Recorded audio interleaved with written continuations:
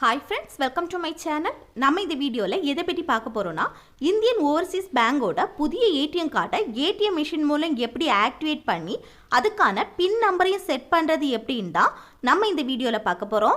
Friends, first time நம்ம சேனலை பார்க்குறீங்கன்னா சப்ஸ்கிரைப் பண்ணுங்க. இந்த வீடியோ உங்களுக்கு பிடிச்சிருந்துன்னா லைக் பண்ணுங்க. ஓகே, இந்த வீடியோக்குள்ள போகலாம். ஃப்ரெண்ட்ஸ், இந்தியன் ஓவர்சீஸ் பேங்கோட புதிய ஏடிஎம் கார்டை இந்தியன் ஓவர்சீஸ் பேங்கோட ஏடிஎம் மிஷினில் மட்டும்தான் ஆக்டிவேட் பண்ண முடியும். ஓகே, ஃபஸ்ட்டு ஏடிஎம் கார்டை வந்து ஏடிஎம் மிஷினில் இன்சர்ட் பண்ணிக்கோங்க. இப்போ கார்டை ரிமூவ் பண்ணக்கூடாது.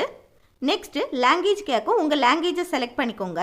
நான் இதில் இங்கிலீஷை செலக்ட் பண்ணுறேன். இப்போது பேங்கில் கொடுத்துருக்க உங்கள் மொபைல் நம்பருக்கு ஒரு ஓடிபி சென்ட் ஆகும். அந்த ஓடிபியை அப்படியே வச்சுக்கோங்க. இப்போ உங்கள் ஏடிஎம் கார்டை ரிமூவ் பண்ணிவிட்டு திரும்பவும் இன்சர்ட் பண்ணிக்கோங்க. நெக்ஸ்ட்டு உங்கள் லாங்குவேஜை செலக்ட் பண்ணிக்கோங்க.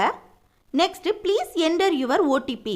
இப்போ நம்ம மொபைலில் வந்த ஓடிபியை வந்து இதில் என்டர் பண்ணிவிட்டு இந்த கன்ஃபார்ம் ஆப்ஷனை வந்து கிளிக் பண்ணிக்கோங்க. Next please enter your new PIN. இதில் உங்களுக்கு ஞாபகம் இருக்கக்கூடிய 4 டிஜிட் பின் நம்பரை வந்து செட் பண்ணிக்கோங்க. இந்த 4 டிஜிட் பின் நம்பர் தான் நீங்கள் ஏடிஎம்லேருந்து பணம் எடுக்கிறதுக்கு யூஸ் பண்ணுவீங்க. நெக்ஸ்ட்டு ரீஎன்டர் யுவர் நியூ பின். இப்போ செட் பண்ண 4 டிஜிட் பின் நம்பரை வந்து திரும்பவும் என்டர் பண்ணிக்கோங்க. இப்போ ஸ்க்ரீனில் பின் கிரியேட்டட் சக்ஸஸ்ஃபுல்லின்னு ஷோ ஆகுது பாருங்க. இப்போ நம்ம ஏடிஎம் கார்டை ஆக்டிவேட் பண்ணி அதுக்கான பின் நம்பரையும் செட் பண்ணிட்டோம்.